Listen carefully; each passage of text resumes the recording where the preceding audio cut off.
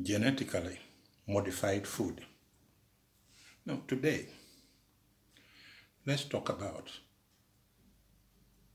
genetically modified food.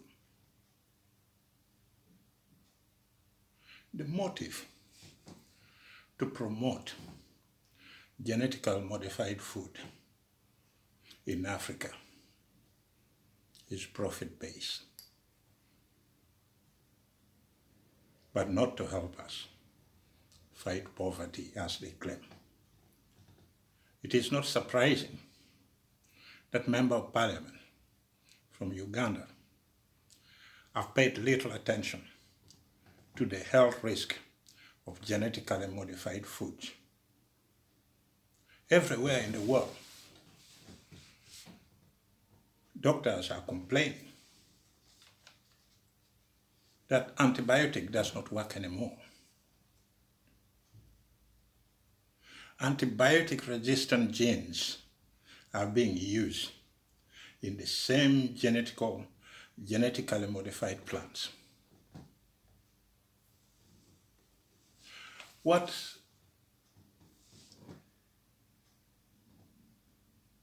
are we doing to ourselves?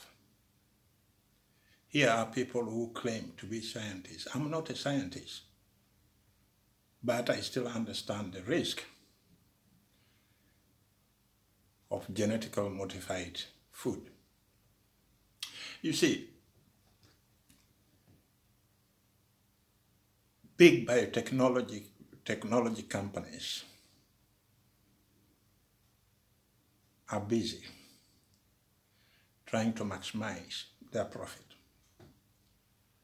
The Gates Foundation awarded $5.6 million grant to Cornell University to promote debate on GM food. And this university created a new department called Cornell Alliance for Science, which is being connected to fighting poverty. They will tell you that their aim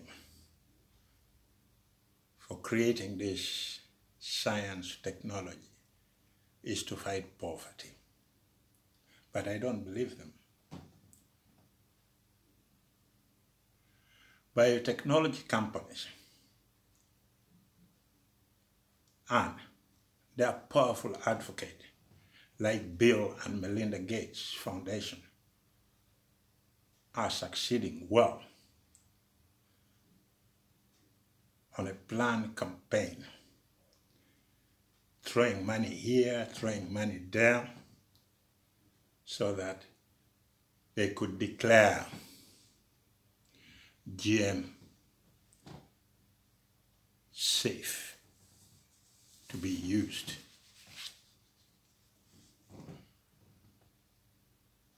Those who claim to be GM scientists knows that it has toxic effect, such as hepatic, pancreatic, renal, or reproductive effects on human beings. But if you ask yourself, what are those GM foods? We have corn, which is produced in America. That is a GM food. We have cotton. We have soya beans. We have potatoes, papaya, squash, canola, alfalfa. Those are all GM foods produced in the USA. The GM corn products turn out in many different potatoes, different productions in the USA. Europe is very clever. They know what they're doing. They ban GM products to be sold in their market. They ban it because they know that by eating those products, you don't know what is coming in about 20 years' time or 10 years' time. You just keep on consuming it, and some of those products which are being sent around the world as relief in disastrous area in a long run can have a very serious consequences for the people who eat it. My fear here is that these big biotechnology companies and their advocates may use that process for something else. Imagine a madman or a mad scientist says, okay, I want to reduce the population in Africa. So use that GMO to produce a banana that will sterilize all men and women and will never give birth again. Imagine, it can happen. If a madman come around and say, that is what I want to do. Or you genetically modified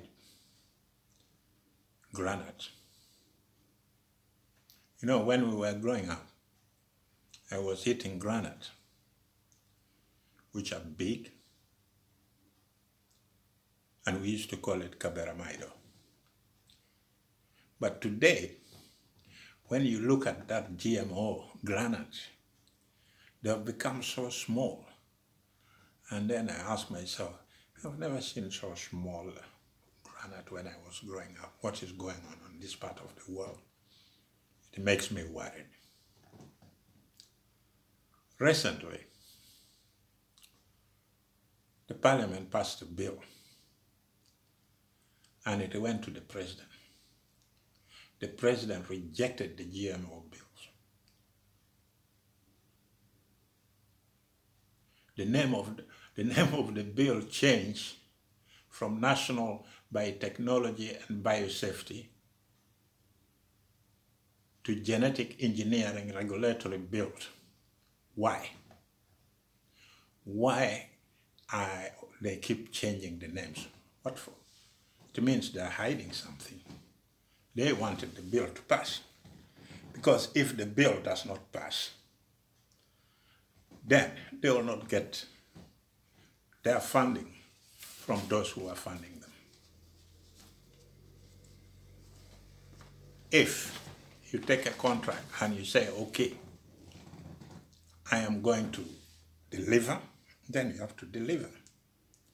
But if you cannot deliver, you don't get money for funding from those universities who are helping you and the biotechnology companies and their funder. You won't get that money. If you ask me whether I trust those scientists, I'll say no. Who is financing the scientists? For what reason? We know the reason.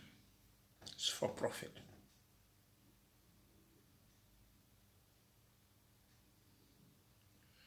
The president asked a member of parliament to go back and read. He cited some example which is very important that happened in the 50s. And then so many years later, women became the victim of those medicines, the GMO product they produced at that time. And women started giving birth to children who were disabled with so many complications. And that is what we don't want to happen in Uganda. We have to ensure that GM crops does not contaminate the organic crops we had. Those organic crops we had brought us up to who I am today, to what you are today. And if we dilute it, if we cause confusion, it will be disastrous. I've started seeing cassava that grows taller than me. And I was asking myself a few days ago, I said, what the hell is happening with this cassava? Ever since I was growing up, I never saw a cassava so big, so tall, taller than me. What is happening to our cassava? What is going to happen to those people who are eating those cassava? What is going to happen? I've never seen a cassava taller than me when I was growing up in Uganda.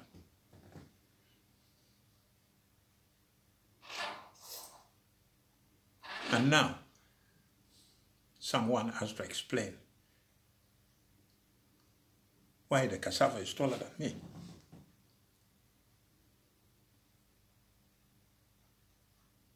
You see, the member of parliament and those scientists can go on Twitter and quote Napoleon, quote Martin Luther King. They can quote Pilato or the devil. But remember, those people you are quoting did what they could do best at a particular time, which is not the same with this time of US today. They did their best. They did their best. And you should try to do your job and create history, but not promote a bill that is going to kill a lot of people in 40 years' time. Because if you pass this bill, you are committing a crime. That has not happened. But that crime is going to happen 40 years later. Because those seeds you are genetically modifying will start killing people in 30 years' time, in 40 years' time. You may not be there, but you have already committed a crime. That is going to happen 40 years to come. You have committed a crime. That is going to happen 40 years to come. In April last year, one of the scientists from Roberts Research Institute in Aberdeen said on the TV that experiment had shown intestinal changes in rats caused by eating genetically engineered potatoes. He said he would not eat those potatoes himself. And it would be unfair for you Ugandan scientists and member of parliament to use your own people, to use your own citizens as guinea pigs, because you have somebody funding you, you have somebody giving you money, you have somebody paying for your trips to America, to Europe, to go and talk about GMO. Think twice. Think twice. Let me tell you something. What you're doing today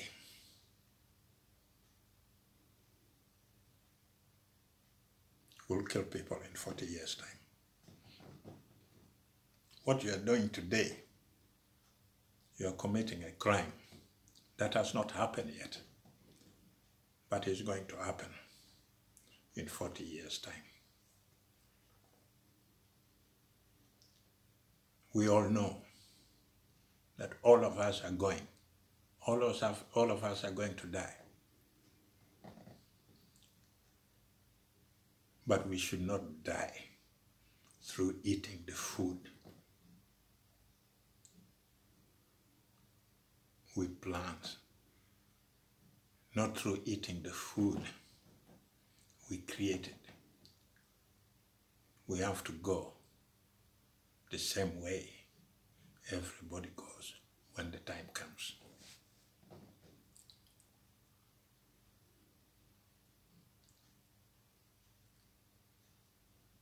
Thanks that someone has decided not to sign that bill into law. You have to remember,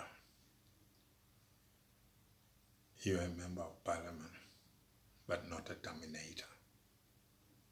Thank you. I'll be back.